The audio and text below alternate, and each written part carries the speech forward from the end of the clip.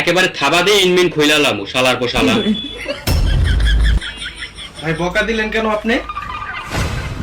24,500 টাকার মাল আপনি 4,500 টাকা কোন 20,000 টাকা মাঝখান দিয়ে নাই। আপনি কি বলিপত্র গেঞ্জি কিনতে আইছেন মিয়া? উল্টা পাল্টা দাম চান।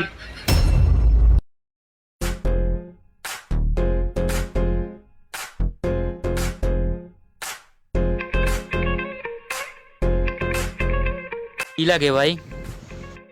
ভাইয়া আমার তো একটা কম্প্রেশন লাগে। আচ্ছা ভাই বসেন, তাহলে বসেন।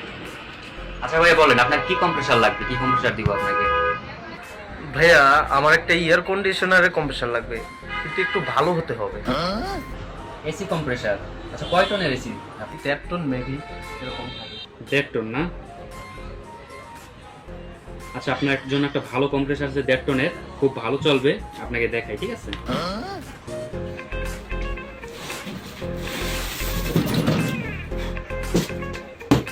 এই যে এটা খুব ভালো চলবে।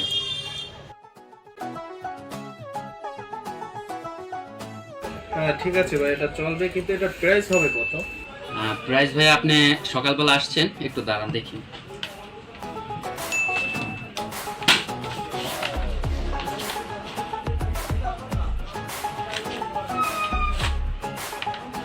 ভাই এটা রেট হলো আপনার 25,000 টাকা, আপনার জন্য 24,500 টাকা রাখা যাবে।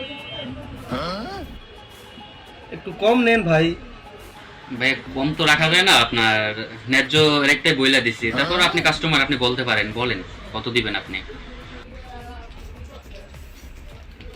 ভাই 4,500 টাকা দিব। একেবারে থাবা দিয়ে ইনমিন খুইলালাম শালার পোশালা। ভাই বকা দিলেন কেন আপনি? 24,500 টাকার মাল আপনি 4,500 টাকা কোন 20,000 টাকা মাঝখান দিয়ে নাই। আপনি কি বলিপত্র গেঞ্জি কিনতে আইছেন মিয়া? উল্টা পাল্টা দাম চান। আপনি কাস্টমারের সাথে খারাপ ব্যবহার করেন কেন? আমাকে চেনেন আপনি? আমি কে?